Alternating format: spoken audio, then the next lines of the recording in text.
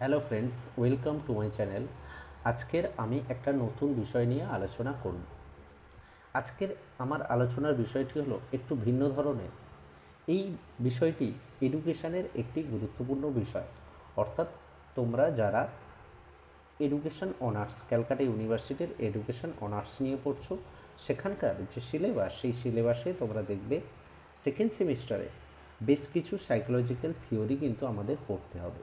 সেই থিওরিগুলোর মধ্যে উল্লেখযোগ্য হলো এরিকসনের থিওরি, পিয়াজেটের থিওরি, কোহলবার্গের থিওরি, ভাইগটস্কির থিওরি।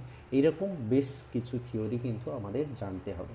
এবং শুধুমাত্র গ্র্যাজুয়েশনে নয়, এই থিওরিগুলো থেকে কিন্তু এডুকেশন রিলেটেড যে কোনো পরীক্ষা দেবে বা টিচিং রিলেটেড যে কোনো পরীক্ষা দেবে, যেখানে চাইল্ড সাইকোলজি থাকবে, সেখানে কিন্তু এই থিওরিগুলো থেকে অবশ্যই প্রশ্ন আসবে। তো সেই জন্য এই থিওরিগুলো যত ভালো করে তোমরা বুঝতে পারবে, তত কিন্তু তোমাদের সুবিধা। এই থিওরিগুলো এমন থিওরি, এডুকেশনের যে কোনো অ্যাঙ্গেল থেকে কিন্তু এর প্রশ্ন আসে এবং এই থিওরিগুলো থেকে প্রচুর কনসেপচুয়াল প্রশ্ন আসে। সেই জন্য এই থিওরিগুলোকে আমাদের ভালো করে, এর কনসেপ্টকে ভালো করে কিন্তু আমাদের বুঝতে হবে। তো এই থিওরিগুলোর মধ্যে একটি উল্লেখযোগ্য থিওরি, যেটা হচ্ছে পিয়াজেটের কগনিটিভ ডেভেলপমেন্টের থিওরি। পিয়াজেটের কগনিটিভ ডেভেলপমেন্টের থিওরি, আজকের এই থিওরির সম্পর্কে আমরা আলোচনা করব। তো এই থিওরিটি আমি একটি ভিডিওর মাধ্যমে এই পুরো থিওরিটা সম্পন্ন করা যাবে না, তাহলে ভিডিওটি অনেক বড় হয়ে যাবে। আমি থিওরির প্রাথমিক যে আইডিয়া বা প্রাথমিক লেভেলের যে ধারণা, সেই ধারণাগুলো আজকের আমি এই ভিডিওতে বোঝানোর চেষ্টা করব। তারপরে আরও একটি বা দুটি ভিডিওর মাধ্যমে এই থিওরিটা পুরোপুরি কমপ্লিট করব। তো এই থিওরিটা জানতে গেলে আমাদেরকে ভালো করে বুঝতে হবে যে কগনিটিভ জিনিসটা কী, বা কগনিশান, এই কগনিশান কী জিনিস। তার কারণ থিওরিটা হচ্ছে কগনিটিভ ডেভেলপমেন্টের থিওরি, অর্থাৎ প্রজ্ঞার বিকাশের থিওরি। তো প্রজ্ঞার বিকাশের থিওরি জানতে গেলে আমাদের প্রথমে জানতে হবে যে প্রজ্ঞা বলতে কী বোঝায়, অর্থাৎ প্রজ্ঞা কী। এখানে বলছে প্রজ্ঞা হলো জানার বিভিন্ন প্রক্রিয়া, জানার বিভিন্ন প্রক্রিয়া, অর্থাৎ যে সমস্ত প্রক্রিয়াগুলোর মাধ্যমে আমরা জানার চেষ্টা করি, সেই সমস্ত প্রক্রিয়া বা যে সমস্ত প্রক্রিয়াগুলোর মাধ্যমে আমরা বিভিন্ন তথ্য সংগ্রহ করি এবং সেই তথ্যগুলোকে প্রক্রিয়াকরণ করি, সেই সমস্ত প্রক্রিয়াগুলোকে একত্রিতভাবে বা সেই সমস্ত প্রক্রিয়ার একটা সমন্বিত রূপ হচ্ছে প্রজ্ঞা। আর এই প্রজ্ঞার বিকাশ বা ডেভেলপমেন্ট বা ক্রম পর্যায়ের যে পরিবর্তন, সেই পরিবর্তনকে আমরা প্রজ্ঞার বিকাশ বলে থাকি। তাহলে প্রজ্ঞার বিকাশ কি? প্রজ্ঞার ডেভেলপমেন্ট বা পরিবর্তন। আর প্রজ্ঞা কি? প্রজ্ঞা হলো না যে প্রক্রিয়াগুলোর মাধ্যমে আমরা জানার বা বিভিন্ন তথ্য বা তথ্যের প্রক্রিয়াকরণ করে থাকি, এই যে প্রক্রিয়াগুলো, এই প্রক্রিয়াগুলোকে আমরা একত্রিতভাবে বা এর যে সমন্বিত রূপ, সেই রূপটাকে আমরা বলছি প্রজ্ঞা। তো এই প্রক্রিয়া কিভাবে পরিবর্তন হয়, এই যে প্রজ্ঞা আমরা বলছি, এই প্রজ্ঞা কিভাবে পরিবর্তন হয় সেই সম্পর্কে পিয়াজেট তার তত্ত্বকে তিনি প্রকাশ করেছেন। তো আমরা এখানে যে সমস্ত প্রক্রিয়ার কথা বললাম, সেই সমস্ত প্রক্রিয়াগুলো কি কি? এখানে বলছে চিন্তন, সিদ্ধান্ত গ্রহণ, সমস্যা সমাধান, যুক্তিকরণ। এই সমস্ত প্রক্রিয়াগুলোকে এখানে বলা হচ্ছে, এই যে প্রক্রিয়াগুলো, এই প্রক্রিয়ার একটা একত্রিত রূপ বা সমন্বিত রূপকে বলা হচ্ছে প্রজ্ঞা। আর এই প্রজ্ঞার যে ক্রমবিকাশ বা পরিবর্তন, এটাকে বলা হচ্ছে প্রজ্ঞার ডেভেলপমেন্ট বা প্রজ্ঞার বিকাশ। এইবারে এই যে প্রজ্ঞার বিকাশ কিভাবে হয় না, পিয়াজেট এখানে বলছে মানুষ যে চিন্তা করে বা চিন্তা প্রক্রিয়া, মানুষের যে চিন্তা প্রক্রিয়া, সেই চিন্তা প্রক্রিয়ার প্রাথমিক উপাদান হলো স্কিমা। প্রাথমিক উপাদান হলো স্কিমা। এবারে এই স্কিমা সম্পর্কে আমরা জানব যে স্কিমা জিনিসটা কি। পিয়াজেট বলছে যে মানুষ এই স্কিমা দিয়ে চিন্তা করে বা কোনো কিছুকে বোঝার চেষ্টা করে, অর্থাৎ স্কিমা হচ্ছে সংগঠন, যে সংগঠনের মাধ্যমে কোনো মানুষ বা কোনো ব্যক্তি কোনো বিষয়কে জানার বা বোঝার চেষ্টা করে। তাহলে স্কিমা কি? স্কিমা হলো যে সংগঠন বা যার মাধ্যমে মানুষ কোনো কিছু বোঝা বা জানার চেষ্টা করে। একটু যদি আমরা ডিটেলসে ব্যাখ্যা করি তাহলে আমরা এটাকে পরিষ্কারভাবে বুঝতে পারবো। এখানে বলছে যখন কোনো উদ্দীপক আমাদের সামনে আসলো, তখন সেই উদ্দীপক বা সেই জিনিসটাকে বোঝার জন্য আমরা কি করে থাকি না, আমাদের পুরানো যে স্কিমা, সেই স্কিমার মাধ্যমে আমরা নতুন যে বিষয়টা বা নতুন যে জিনিসটা আমাদের সামনে এলো সেটাকে বোঝার চেষ্টা করি। এই যে সংগঠন বা এই যেটার মাধ্যমে আমরা ওই পরিস্থিতিটাকে বোঝার চেষ্টা করছি তাকে বলা হচ্ছে স্কিমা। এবার এটাকে আরেকটু ডিটেলসে আমরা জানব। এবারে এখানে বলছে যে এই যে নতুন বিষয় বা নতুন পরিস্থিতি বা নতুন যে উদ্দীপক যেটাকে আমরা বুঝতে পারছি না, এই বুঝতে না পারার ফলে আমাদের একটা ভারসাম্যহীনতার তৈরি হয়। একটা কি হয় না, ভারসাম্যহীনতা। এটাকে বলছে ডিসইকুইলিব্রিয়াম। এই যে ভারসাম্যহীনতা তৈরি হচ্ছে, এই ভারসাম্যহীনতা থেকে আস্তে আস্তে আমরা কি ভারসাম্যের দিকে যেতে চাই। অর্থাৎ আমরা প্রথমে নতুন জিনিস যখন আমাদের সামনে আসে তখন আমরা বুঝতে পারি না, তারপরে একটু একটু করে আমরা বোঝার চেষ্টা করি, অর্থাৎ ভারসাম্যহীনতা থেকে ভারসাম্যের দিকে যেতে চাই, ডিসইকুইলিব্রিয়াম থেকে ইকুইলিব্রিয়ামের দিকে যেতে চাই। এই যে যেতে চাইছি, এই যেতে চাওয়াকে, এই যে ভারসাম্য তৈরি করতে চাইছি, এটাকে বলছে ভারসাম্যের নীতি বা ইকুইলিবারেশন প্রিন্সিপাল। এটাকে কি বলা হচ্ছে না, ইকুইলিবারেশন প্রিন্সিপাল। এইবারে এখানে পিয়াজেট বলছে যে আমরা এই যে ভারসাম্যহীনতা থেকে ভারসাম্যের দিকে যেতে চাইছি, অর্থাৎ আমরা কোনো কিছু বুঝতে পারছিলাম না, সেটা থেকে আস্তে আস্তে বোঝার দিকে যেতে চাইছি। এই বোঝার দিকে যেতে চাওয়াকে অর্থাৎ একটা কি হচ্ছে না, সঙ্গতি বিধান করতে চাইছি। এই যে সঙ্গতি বিধান করতে চাইছি, সেই সঙ্গতি বিধান কি করবে না, আমাদের অভিযোজন ঘটাতে সাহায্য করবে। অর্থাৎ আমরা অভিযোজন করার চেষ্টা করছি, অর্থাৎ নতুন কোনো বিষয় বা কোনো জিনিস যখন আমাদের সামনে উপস্থিত হলো তখন আমরা সেই বিষয়টাকে আমরা বুঝতে পারছি না, আমাদের মধ্যে ভারসাম্যহীনতা তৈরি হচ্ছে। আর এই ভারসাম্যহীনতা থেকে আস্তে আস্তে ভারসাম্যের দিকে যেতে চাইছি, অর্থাৎ অভিযোজনের মাধ্যমে আমরা এটা যেতে চাইছি। অ্যাডাপ্টেশন, এই অ্যাডাপ্টেশনের মাধ্যমে কিন্তু আমরা যেতে চাইছি। এইবারে স্কিমা এই পিয়াজেট বলছে যে এই যে অ্যাডাপ্টেশন প্রক্রিয়াটা দুরকমভাবে সংগঠিত হয়। এই অ্যাডাপ্টেশন প্রক্রিয়াটা দুরকমভাবে সংগঠিত হয়, একটা হচ্ছে অ্যাসিমিলেশন এবং দ্বিতীয়টা হচ্ছে অ্যাকোমোডেশন।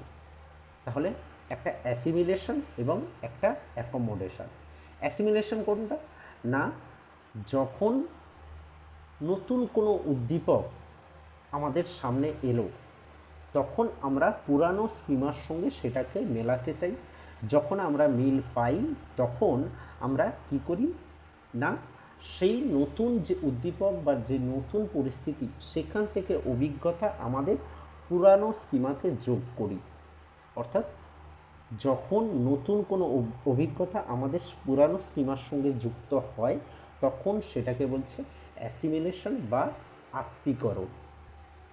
তাহলে ব্যাপারটাকে যদি একটু উদাহরণের মাধ্যমে বুঝি, যেমন হচ্ছে যদি একটা শিশু প্রথমে একটা কুকুরকে দেখেছে, পরবর্তী সময় যখন সে অ্যালসেসিয়ান একটা দেখলো, প্রথমে একটা নর্মাল রাস্তার কুকুরকে দেখেছিল, তারপরে সে কারোর বাড়িতে গিয়ে একটা অ্যালসেসিয়ানকে দেখলো, তখন সেই অ্যালসেসিয়ানকে দেখার পর তখন কিন্তু সেই কুকুরের আকৃতির মধ্যে একটু তুলনামূলক সামান্য পার্থক্য সে দেখতে পেল, এবং সেই দেখতে পাওয়ার ফলে সে কী করলো না, তার মধ্যে ধারণা তৈরি করলো যে এটা কেউ কুকুর বলে, তখন সে জানলো যে সেই কুকুরের আকৃতির মধ্যে একটু তুলনামূলক সামান্য পার্থক্য সে দেখতে পেল, এবং সেই দেখতে পাওয়ার ফলে সে কী করলো না, তার মধ্যে ধারণা তৈরি করলো যে কুকুর এই রকমও দেখতে হয়, আমি যে কুকুর দেখেছিলাম সেরকমও দেখতে হয়।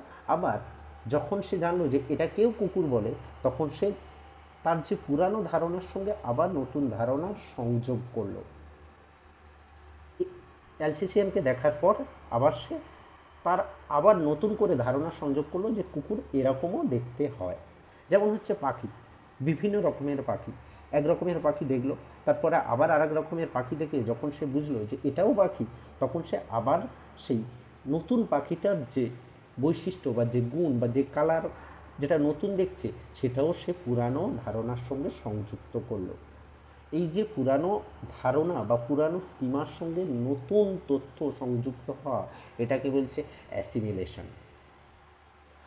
আর যদি কোনো মিল না থাকে, যদি পুরানো স্কিমাকে সম্পূর্ণ পরিবর্তন করে নতুন স্কিমা তৈরি হয়, এই যে প্রক্রিয়ার মাধ্যমে এই পুরানো স্কিমা পরিবর্তন ঘটে নতুন স্কিমা তৈরি হচ্ছে, এই প্রক্রিয়াকে বলছে অ্যাকোমোডেশন বা সহযোজন। তাহলে এই যে অভিযোজন প্রক্রিয়া দুরকমভাবে হচ্ছে, একটা অ্যাসিমিলেশন বা আত্মীকরণ, আর একটা সহযোজন বা অ্যাকোমোডেশন। অর্থাৎ যখন পুরানো স্কিমার সঙ্গে নতুন স্কিমা যুক্ত হচ্ছে, তখন সেটাকে বলছে অ্যাসিমিলেশন। আর যখন পুরানো স্কিমা সম্পূর্ণ পরিবর্তন ঘটে নতুন স্কিমা তৈরি হচ্ছে, তখন সেটাকে বলছে অ্যাকোমোডেশন। এইভাবে কি হচ্ছে না, আমরা কি করছি বা কোনো প্রাণী কী করছে, অ্যাডাপ্টেশন করার চেষ্টা করছে। আর এই অ্যাডাপ্টেশনের মাধ্যমে কি হচ্ছে না, সে ডিসইকুইলিব্রিয়াম বা ভারসাম্যহীনতা থেকে ভারসাম্যের দিকে যাওয়ার চেষ্টা করছে। আর এই যাওয়ার ফলে তার কী হচ্ছে না, এই যাওয়ার প্রক্রিয়ার মাধ্যমে তার স্কিমার পরিবর্তন হচ্ছে। এই যে স্কিমার পরিবর্তন হচ্ছে, সেই স্কিমার পরিবর্তনের ফলে কিন্তু স্কিমার ডেভেলপ হচ্ছে। অর্থাৎ তার এই যে প্রজ্ঞা, এই প্রজ্ঞার বিকাশ ঘটছে, স্কিমার ডেভেলপমেন্ট হচ্ছে, এই প্রজ্ঞার বিকাশ ঘটছে। এইবারে পিয়াজেট বলছে যে এই যে প্রজ্ঞার ডেভেলপমেন্ট হয়, সেই প্রজ্ঞার ডেভেলপমেন্ট চারটি স্তরের মাধ্যমে, বয়সের সাথে সাথে চারটি স্তরের মাধ্যমে প্রজ্ঞার ডেভেলপমেন্ট হয়। এই চারটি স্তর কী কী? একটি হলো সংবেদন সঞ্চালনমূলক স্তর বা সেন্সরি মোটর স্টেজ। দ্বিতীয়ত কি? প্রাক ধারণামূলক স্তর বা প্রি অপারেশনাল স্টেজ। তৃতীয়ত মূর্ত সক্রিয়তা স্তর বা কংক্রিট অপারেশনাল স্টেজ। চতুর্থত নিয়মতান্ত্রিক সক্রিয়তা স্তর বা ফর্মাল অপারেশনাল স্টেজ। এই চারটি স্তরে এই যে প্রজ্ঞার ডেভেলপমেন্ট ঘটতে থাকে বয়সের সাথে সাথে, বয়স যত বৃদ্ধি হতে থাকে, এই চারটে স্তরের মাধ্যমে এই প্রতিটা ব্যক্তির স্কিমার পরিবর্তনের দ্বারা তার প্রজ্ঞার ডেভেলপমেন্ট হতে থাকে। অর্থাৎ এই যে প্রক্রিয়াগুলো, যে প্রক্রিয়ার মাধ্যমে সে জ্ঞান আয়ত্ত বা তথ্য আয়ত্ত করছে বা তথ্যকে প্রক্রিয়াকরণ করছে, সেই প্রক্রিয়াগুলোর ডেভেলপমেন্ট ঘটতে থাকবে। এই যে চারটে স্তর, এই চারটে স্তরের বয়স স্তর কী কী? প্রথম যে সংবেদন সঞ্চালনমূলক স্তর 0 থেকে 2 বছর, তারপর হচ্ছে প্রাক ধারণামূলক স্তর 2 থেকে 7 বছর, মূর্ত সক্রিয়তা স্তর 7 থেকে 11 বছর এবং নিয়মতান্ত্রিক সক্রিয়তা স্তর 11 থেকে তার পরবর্তী বয়স স্তর। প্রথমটা সেন্সরি মোটর স্টেজ, দ্বিতীয়টা প্রি অপারেশনাল স্টেজ, তৃতীয়টা কংক্রিট অপারেশনাল স্টেজ এবং চতুর্থটা ফর্মাল অপারেশনাল স্টেজ। আমাদেরকে কিন্তু বাংলার সাথে সাথে ইংলিশ টার্মগুলোও কিন্তু আমাদের জানতে হবে। তার কারণ বিভিন্ন পরীক্ষায় আমরা যদি দেখি, বিভিন্ন পরীক্ষায় অনেক সময় বাংলায় প্রশ্নপত্র আসে না, বা অনেক সময় বাংলার শব্দগুলোকে আমাদের বুঝতে অসুবিধা হয়, সেই জন্য আমাদেরকে কিন্তু ইংলিশ টার্মগুলো সম্পর্কেও জানতে হবে। তো এটা হলো পিয়াজেটের যে কগনিটিভ ডেভেলপমেন্ট, সেই কগনিটিভ ডেভেলপমেন্টের বিকাশ কিভাবে হয় বা কোন কোন স্তরে আস্তে আস্তে ধীরে ধীরে ডেভেলপ হয়, সেটা বোঝার জন্য আমাদের এই বেসিক কনসেপ্টটা জানার প্রয়োজন। তো তাহলে আজকের আমরা কোন কোন বিষয়গুলোকে জানলাম? যে প্রজ্ঞার ডেভেলপমেন্ট হচ্ছে, প্রজ্ঞা কোনগুলো না, যে সমস্ত প্রক্রিয়াগুলো মাধ্যমে আমাদের আমরা তথ্য সংগ্রহ করি এবং সেই তথ্যের প্রক্রিয়াকরণ হয়, সেই সমস্ত প্রক্রিয়াগুলোকে একত্রিতভাবে আমরা বলছি প্রজ্ঞা। এই প্রজ্ঞার ডেভেলপমেন্ট হচ্ছে কিভাবে না, স্কিমার পরিবর্তনের মাধ্যমে। আমাদের যে ধারণা বা যে সংগঠন, জ্ঞানের যে সংগঠন বা জ্ঞানের যে এককগুলো কী করছে না, আমাদের নতুন কোনো পরিবেশ পরিস্থিতি বুঝতে সাহায্য করছে, সেটাকে আমরা সাধারণভাবে স্কিমা বলছি। এই স্কিমার পরিবর্তন হচ্ছে কিসের মাধ্যমে? অ্যাডাপ্টেশনের মাধ্যমে। এই অ্যাডাপ্টেশন দুই রকমভাবে হচ্ছে। একটি হলো অ্যাসিমিলেশন, অর্থাৎ অ্যাসিমিলেশন কোনটা? যখন পুরানো স্কিমার সঙ্গে নতুন অভিজ্ঞতা যুক্ত হয়ে স্কিমার পরিবর্তন হচ্ছে, সেটা হচ্ছে অ্যাসিমিলেশন।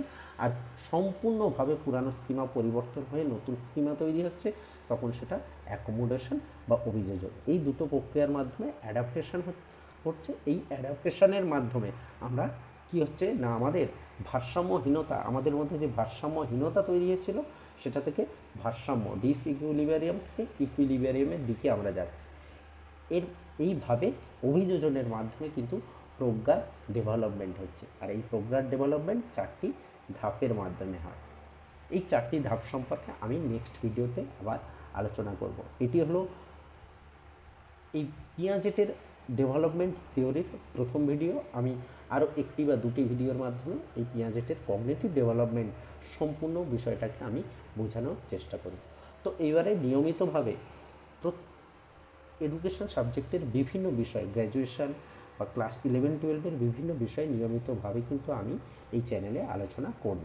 তো যাদের এই তথ্যগুলো জানা প্রয়োজন বা এই কনসেপ্টটাকে ভালোভাবে জানা প্রয়োজন, তারা অবশ্যই চ্যানেলটি সাবস্ক্রাইব করবে। আজ এটুকুনি, দেখা হবে আবার পরের ভিডিওতে। ধন্যবাদ।